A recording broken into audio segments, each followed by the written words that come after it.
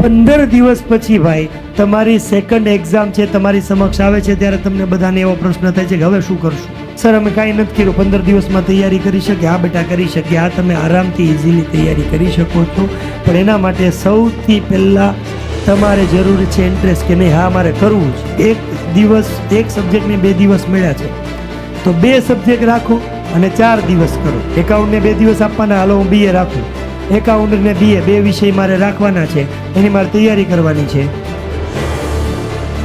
Hello, નમસ્કાર, welcome દરેક વિદ્યાર્થી મિત્રોનું વિદ્યાકુલ ગુજરાતી કોમર્સ પર હાર્દિક સ્વાગત છે. સાથે દાદાની ઇંગ્લિશની દુનિયામાં પણ સ્વાગત છે. પણ વિદ્યાર્થી મિત્રો યાદ રાખજો, આજે દાદાની ઇંગ્લિશની દુનિયામાં માત્ર ને માત્ર ઇંગ્લિશના ચોપડા નહીં ખુલે.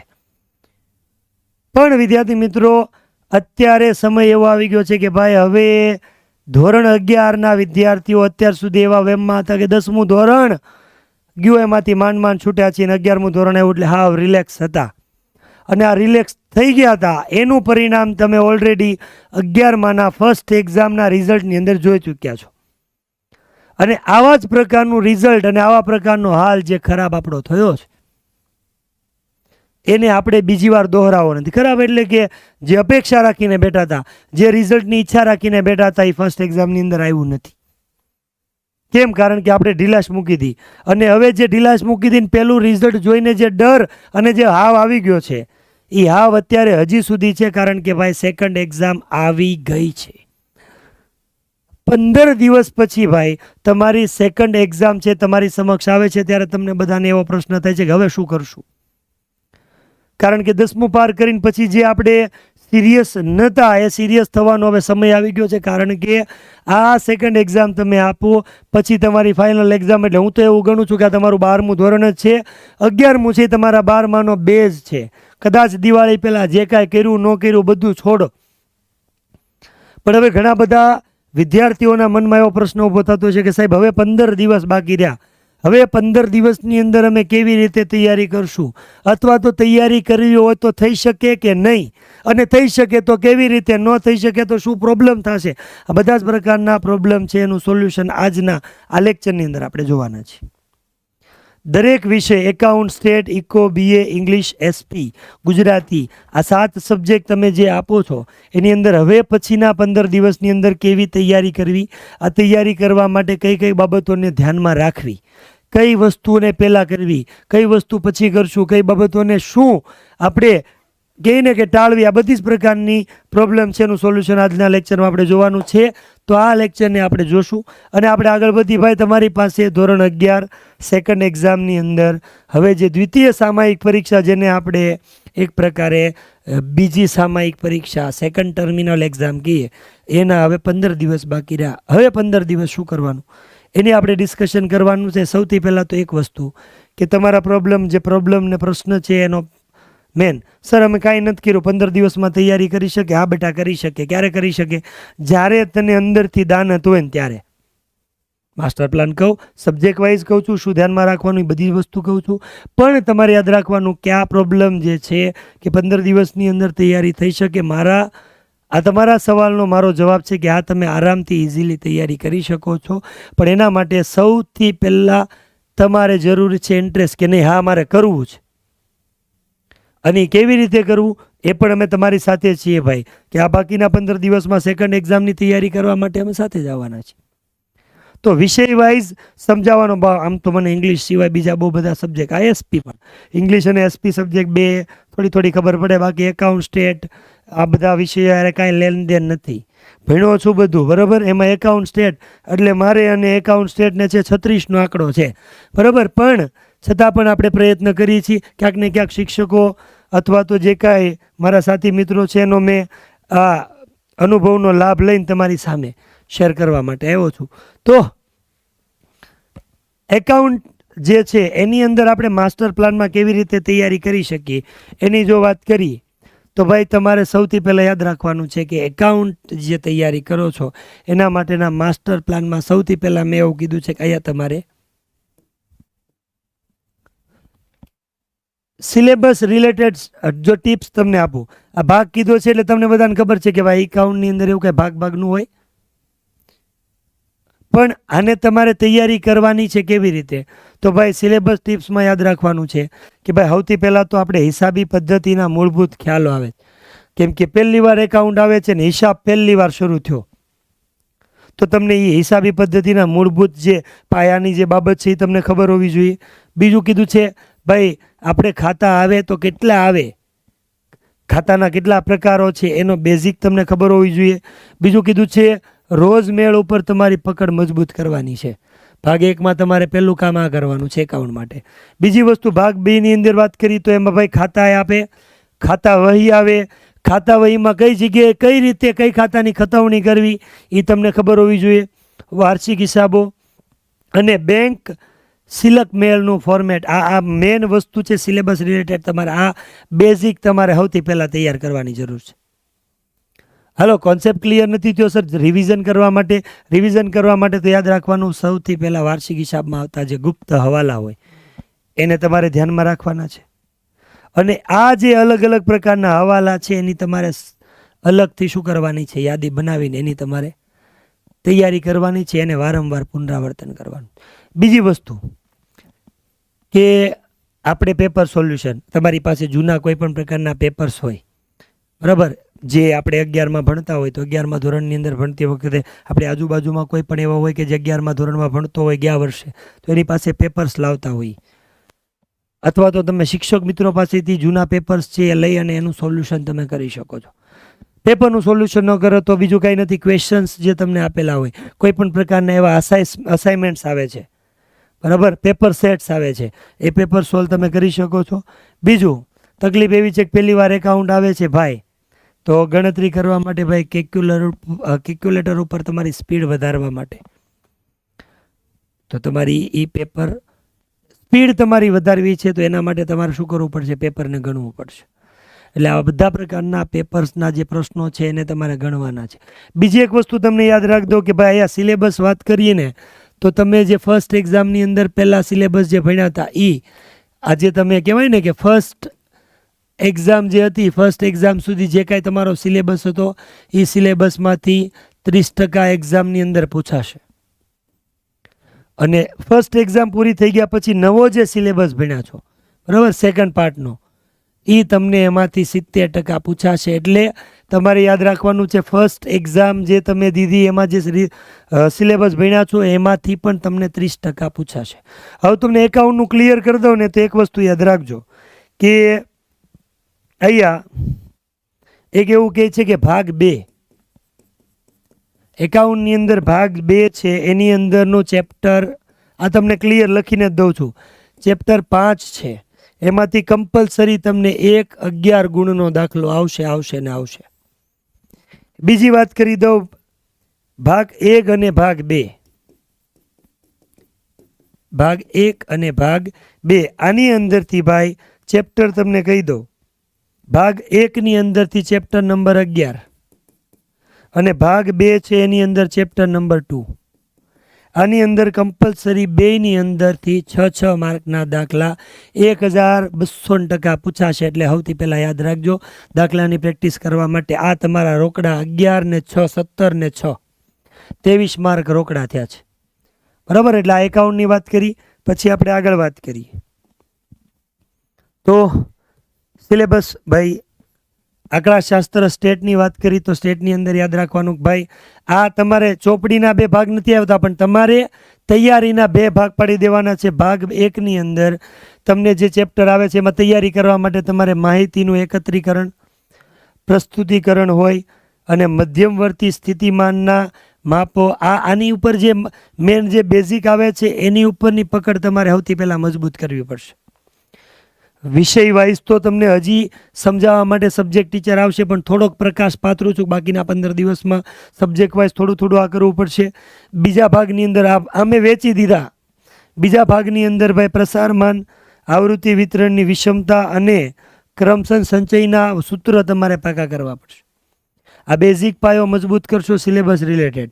સાથે સાથે રિવિઝન કરવા માટે તો ભાઈ સ્ટેટ એટલે સૂત્ર વગર ભેગું થાય નહીં, તો પહેલાં તમારે બધા જ પ્રકારના સૂત્ર ભેગા કરવા પડશે. અને ભાઈ આ સૂત્ર ભેગા કરીને એક કામ કરો, એનો એક અલગ પ્રકારનો ચાર્ટ બનાવી દો. તમે જ્યાં ભણો છો, તમારું સ્ટડી સ્ટેબલ છે, ત્યાં એના ઉપર મૂકી દો, લગાડી દો, જેથી કરીને તમને તૈયારી કરવામાં જ્યારે પણ વાંચો છો ત્યારે આવા બધા પ્રકારના સૂત્રો છે સામે આવે, જેથી કરીને દાખલાની પ્રેક્ટિસ તમે ઇઝીલી સારી રીતે કરી શકો. પછી આની આ જ વસ્તુ ચાર્ટ બનાવેલો હોય તો દરેક સૂત્ર, કેમ કે ભાઈ ગમે એટલી તમારી તૈયારી હશે, તમને પ્રેક્ટિસ ગમે એટલી હશે, દાખલાની ગણતરી કરતાં તમને આવડતી હશે, પણ જ્યાં સુધી સૂત્ર નહીં મૂકો ત્યાં સુધી ભેગું ન થાય. એટલે સૂત્રોની પ્રેક્ટિસ કરો, પુનરાવર્તન કરો. બીજું ભાઈ આમાંય તે યાદ રાખવાનું છે, કેલ્ક્યુલેટરની સ્પીડ તો અમે વચ્ચે આખું પેપર ગણવાની પ્રેક્ટિસ. બીજું સ્ટેટના દાખલા છે તો સ્ટેટનો દાખલા ઘણી વખત એવો પ્રશ્ન થાય કે ભાઈ આપણને જવાબ નથી આવતો. ભાઈ તમે જોજો, છેલ્લે જવાબ ભલે ન આવતો હોય પણ ઉપરના સ્ટેપ છે એના પણ માર્ક તમને મળે છે. અને આ દાખલાની ગણતરીને તમે તૈયારી કરો છો તો સ્ટેપ વાઇઝ તૈયારી કરવાનું રાખશો.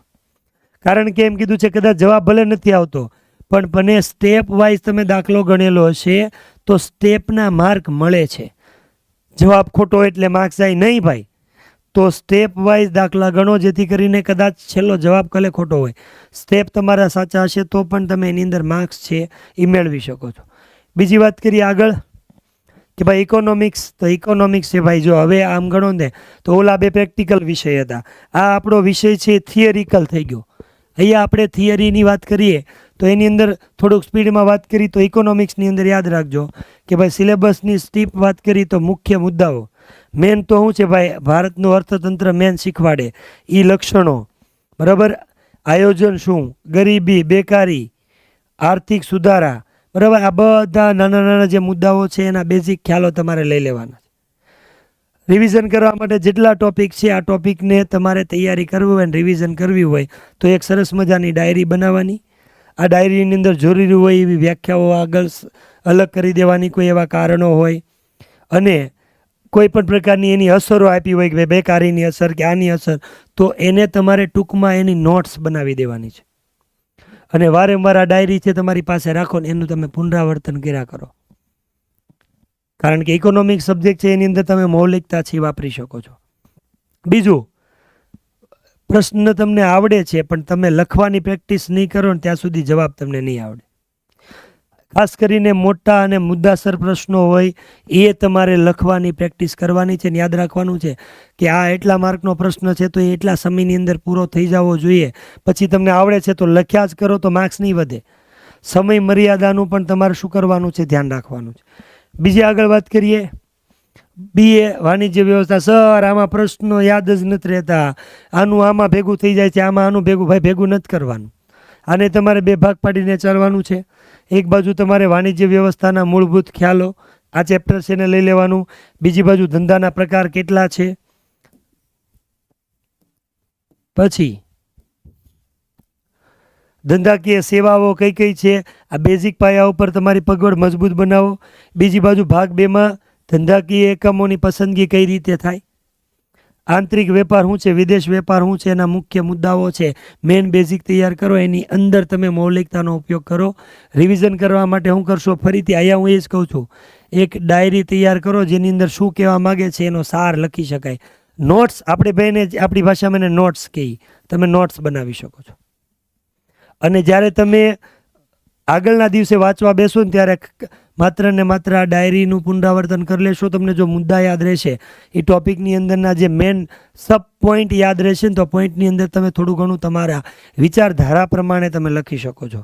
આની અંદર સચોટ અને બેઠે બેઠું લખવું જરૂરી નથી.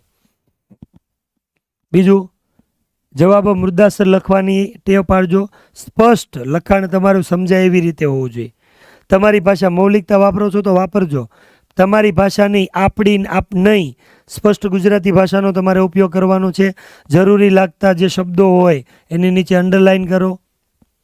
ક્યાં તમને એમ લાગે કે આ સવાલ સમજાવવા માટે ઉદાહરણ આપવાની જરૂર છે તો ત્યાં ઉદાહરણ આપો. અને બીજું, આ થિયરીના કોઈ પણ સબ્જેક્ટ હોય 50 માર્કનું પેપર તમારે આપવાનું છે. 2 કલાકનો તમને સમય મળે છે. કેટલા સમય સુધી તમારે આ પ્રશ્ન લખવો, બરાબર, એ સમય મર્યાદાનું ખાસ કરીને ધ્યાનમાં રાખવાનું છે. પછી વાત કરી બે ભાષાની વાત કરી ભાઈ. કેમ તો આ બે પ્રશ્ન, આ બે સબ્જેક્ટ એવા છે કે જેમાં પ્રશ્ન શું છે ખબર, આ એક ગુજરાતી સબ્જેક્ટ છે કે જેને આપણે અડતા નથી. શું કામ અડતા નથી? કારણ કે એ વિષયને આપણે ગણતા નથી. ભાઈ જ્યારે પરીક્ષામાં રિઝલ્ટ બને ત્યારે બધા વિષયનું બને. તો આ ગુજરાતીને આપણે અડતા ને બીજો મારો અંગ્રેજી, તો અંગ્રેજીમાં આપણને એક પ્રશ્ન ઊભો થાય કે આમાં તો શું વાંચવાનું હોય, આમાં તો કાંઈ હોય જ નહીં, એટલે અડતા નથી. આને અડવો નથી અને આને અડવો છે, પણ હું અડું? આ જે પ્રશ્ન છે તો આ બે પ્રશ્ન છે એ કાઢી નાખજો ભાઈ, યાદ રાખજો. ગુજરાતી છે એને પણ સમયાંતરે તમારે વાંચવો જોઈએ. પણ હવે 15 દિવસ વધ્યા છે, આ 15 દિવસની અંદર આ ગુજરાતી સબ્જેક્ટ છે, તો એની અંદર ભાઈ તમને સાહિત્ય પ્રકાર ને એવું બધું પૂછે છે. તો ભાઈ સાહિત્ય પ્રકાર હોય, કોણ કવિ છે, કોણ લેખક છે, એનો પરિચય. બીજી વસ્તુ ખાસ કરીને વ્યાકરણ વિભાગ પણ તમને મહત્વનો આવે છે. તો એ વ્યાકરણ વિભાગની અંદર જે મુદ્દા, સમાનાર્થી, શબ્દ સમૂહ, રૂઢિપ્રયોગ, વિચાર વિસ્તાર જે કાંઈ આવતું હોય એના ઉપર ધ્યાન આપશો.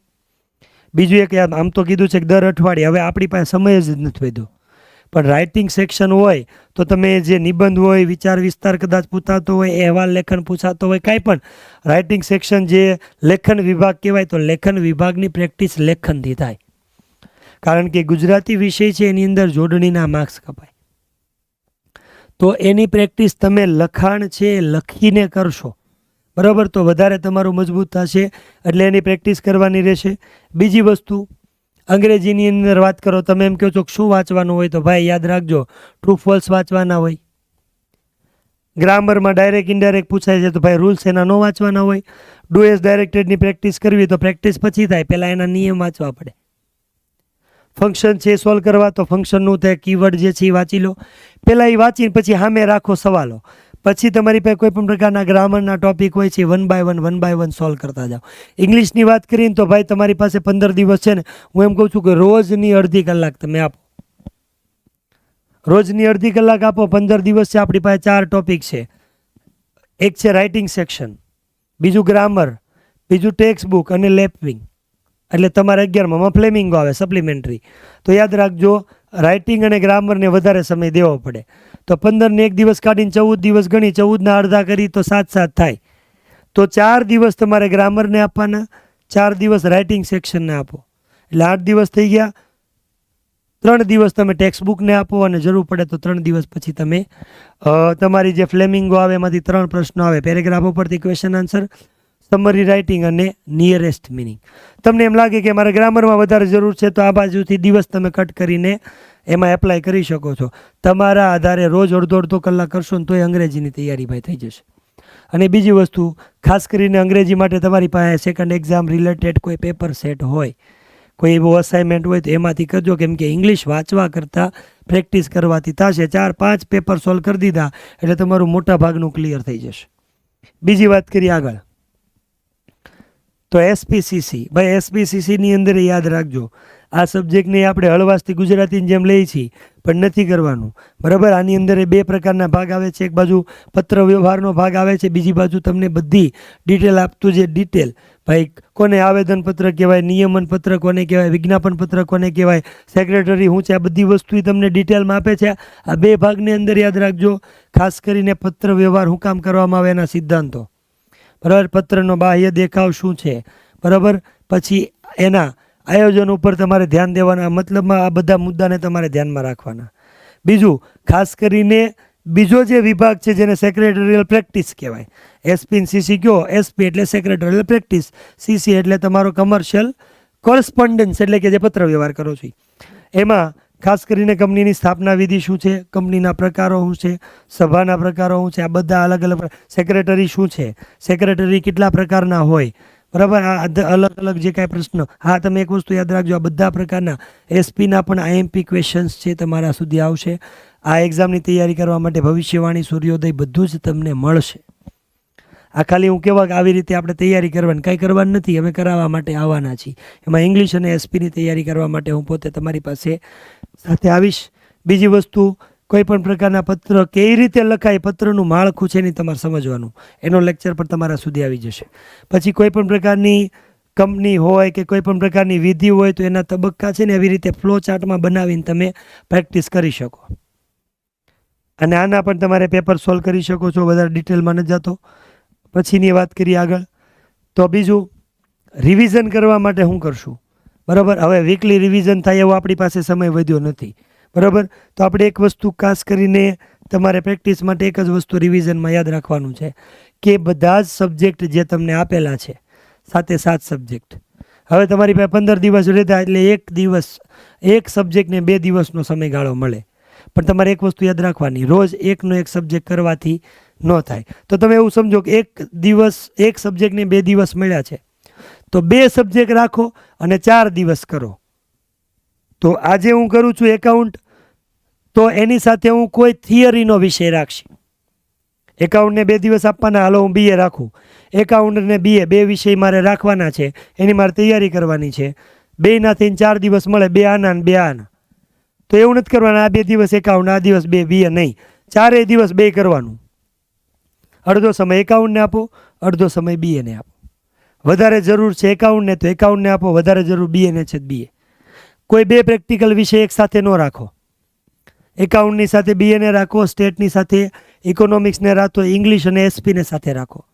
બરાબર, આવી રીતે ભાગ પાડી તમારી અનુકૂળતા મુજબ તમે ભાગ કરી શકો છો. આમાં તમને અમે ક્યાં હેલ્પ કરી શકીએ એમ છીએ, તો પહેલાં તમને કહી દઈએ કે ભાઈ તમને ઓલરેડી સેકન્ડ એક્ઝામની બ્લુપ્રિન્ટ હોય, બરાબર, એ તમને મળી જશે. બરાબર, એની સિવાય તમને 1 by 1 એક પ્રકારના તમને હું વિદ્યાકુલ તરફથી મળશે એની વાત કરી. તો અહીંયા તમને 25 મોસ્ટ IMP ક્વેશ્ચન્સ મળશે. આ ક્વેશ્ચન્સ તમને મળશે ક્યાં? આ બધી વિદ્યાકુલ ગુજરાતી કોમર્સ ઉપર તમને બધી વસ્તુ મળશે. બીજું, અલગ અલગ સબ્જેક્ટની તમને વોર મળશે. બરાબર, અલગ અલગ સબ્જેક્ટની અંદર તમને વોર જોવા મળશે કેની ઓબ્જેક્ટિવ્સની. બીજું, સબ્જેક્ટ હોય આ વોર છે એની અંદર 2 સબ્જેક્ટનું એક સાથે આવશે.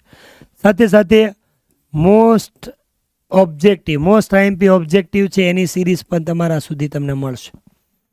બરાબર, 25 ક્વેશ્ચન્સ હોય, સાથે સાથે બ્લુપ્રિન્ટના વિડીયો તમને મળી જશે. હા, મોડલ ક્વેશ્ચન પેપર પણ મળશે કે મોસ્ટ IMP પેપર આવું હોય. અને સાથે સાથે 2 સૌના ચહિતા અને સૌથી વધારે બધાને ઉપયોગી છે એવું ભવિષ્યવાણી અને સૂર્યોદય તો ખરું જ. આ બધી જ વસ્તુ તમને ભાઈ વિદ્યાકુલ ગુજરાતી કોમર્સ ઉપર મળી રહેશે. તમારે બીજું કાંઈ નથી કરવાનું, ખાલી તમારે શું કરવાનું છે, દોડીને વિદ્યાકુલ ગુજરાતી કોમર્સ સાથે જોડાઈ જવાનું છે. આ ખાલી માહિતી તમને મૂકી છે, પણ આ બધી તૈયારી કરવા માટે અમે બધા 5 શિક્ષક મિત્રો છીએ. Account, state, eco, BA, English, SV બધી જ વસ્તુની તૈયારી કરવા માટે તમારા સુધી આવશું. તો આ વિડીયો સાથે એટલે કે આ ચેનલ છે એની સાથે જોડાયેલા રહેજો અને દરેક પ્રકારની સેકન્ડ એક્ઝામની તૈયારી આપણે સાથે મળીને કરવાની છે. તો અત્યારથી 15 દિવસ છે, મળી પડવાનું છે, તૈયારી કરવાની શરૂઆત કરી દેવાની છે. જે ગયું એને ભૂલી જવાનું છે. હવે પછી તૈયારીની શરૂઆત કરી અને સેકન્ડ એક્ઝામની અંદર સારું રિઝલ્ટ લાવશું, જેથી કરીને આપણો જુસ્સો અને ઉત્સાહ વધશે. એ ઉત્સાહ આગળ જતા આપણને વાર્ષિક પરીક્ષા અને છેલ્લે 12મા ધોરણની અંદર પ્રવેશ કરીએ ત્યારે આપણને કંઈક ઉત્સાહ ભરે, જેથી કરીને 12થની અંદર પણ આપણને કંઈક ફાયદો થાય. તો બસ વિદ્યાર્થી મિત્રો, આજ માટે એટલું રાખી. બધા જ ટોપિકની વિષય વાઇઝ, ટોપિક વાઇઝ તૈયારી કરવા માટે અહીંયા વિદ્યાકુલ ગુજરાતી કોમર્સ છે એની ચેનલની અંદર તમને મળશે. મળીએ છીએ ફરી પાછા નવા ટોપિક સાથે, અલગ અલગ પ્રકારના રિવિઝનના લેક્ચર સાથે મળશું. ક્યાં? વિદ્યાકુલ ગુજરાતી કોમર્સ ચેનલ ઉપર. ત્યાં સુધી રજા આપો. ટાટા બાય, જય શ્રી કૃષ્ણ, હર મહાદેવ.